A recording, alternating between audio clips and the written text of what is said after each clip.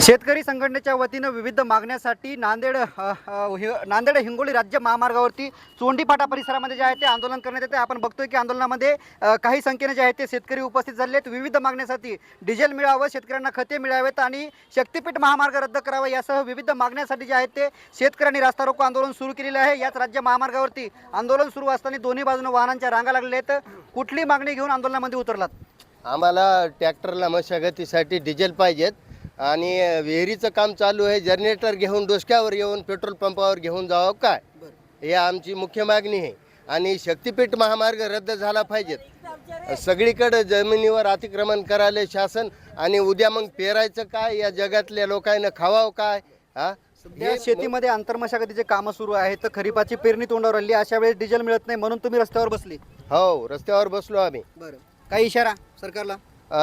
इशारा एकच आहे की बाबा सगळ्या शेतकऱ्याचं भलं झालं पाहिजेत, शक्तीपीठ रद्द झाला पाहिजे, डिझेल मिळालं पाहिजेत आणि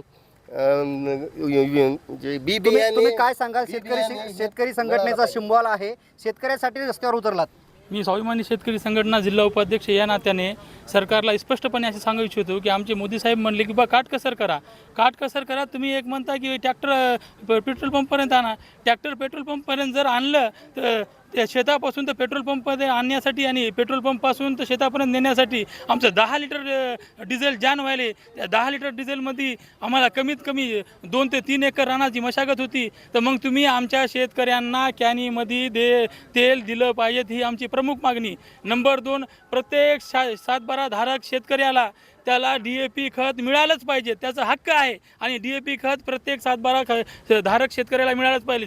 आणि नंबर 3ची मागणी आमची आहे की जी मागणी न केलेला शक्तीपीठ महामार्ग रद्द झाला पाहिजे। काय मागणी घेऊन आंदोलनात उतरलात? मागणी घेऊन एवढीच घेतली की आमची वशिमबाईनं स्वाभिमानी शेतकरी संघटनेच्या वतीनं रास्ता रोको आज इथं केलेलं अंबाजोंडी येथे शेतकऱ्याच्या वतीनं खूप त्याने चांगलं काम केलेले आणि आमचे मी उद्धव बाळासाहेब ठाकरे गटाचा तालुका प्रमुख आहे। मागणी काय? मागणी रास्ता रोको याच्यासाठी केला की डिझेल शेतकऱ्याला मिळायला पाहिजे। हे 15 दिवसाचं शेतकऱ्याची मशागत आहे आणि हे 15 दिवस जर गेले आणि जर 8 दिवसात आज जरी पाऊस पडला पूर्ण शेतीची मशागत थांबणार आहे। आमचं म्हणणं प्रशासनाला एवढंच आहे, असा जसे आता पोलीस फाटा आहे तसा प्रत्येक डिझेल पेट्रोल पंपावर राहा आणि शेतकऱ्यांना रस्त्यावर उतरायची वेळ आली।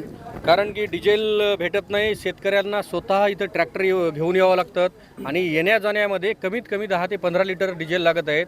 अगोदरच शेतकऱ्याची परिस्थिती खूप नाजूक आहे आणि या सरकारनं एवढं शेतकऱ्याला वेठीस धरले की सांगता सोय नाही। आणि दुसरी आपण बघतोय की मोठ्या प्रमाणामध्ये शेतकरी या ठिकाणी जमलेले आहेत आणि कुठेतरी शेतकऱ्यांना जे आहे ते आंतरमशागतीसाठी ट्रॅक्टरऐवजी जे आहे ते कॅनमध्ये डिझेल देण्यात यावं, त्याचबरोबर जे हिंगोली जिल्ह्यात होणारा शक्तीपीठ महामार्ग आहे तो रद्द करण्यात यावा आणि DAP खत जे आहे ते मुबलक प्रमाणामध्ये उपलब्ध करून यावं, यासह विविध मागण्यासाठी जे आहे ते शेतकऱ्यांनी आंबा चोंडीपाटा परिसरामध्ये आंदोलन केल्याचं आपल्याला पाहायला मिळत आहे। आंदोलनामुळे जे आहे ते रस्त्याच्या दोन्ही बाजूनं वाहनांच्या मोठ्या रांगा लागलेल्या आहेत आणि दुसरीकडे याच आंदोलनाच्या पार्श्वभूमीवर कुरुंदा पोलीस स्टेशनच्या वतीनं मोठा बंदोबस्त इथे तैनात करण्यात आलेला आहे।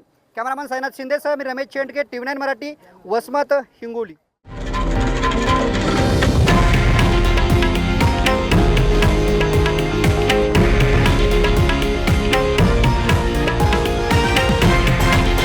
हे आहे देशातील नंबर 1 न्यूज नेटवर्क आणि आपण पाहत आहात TV9 मराठी, एकमेव।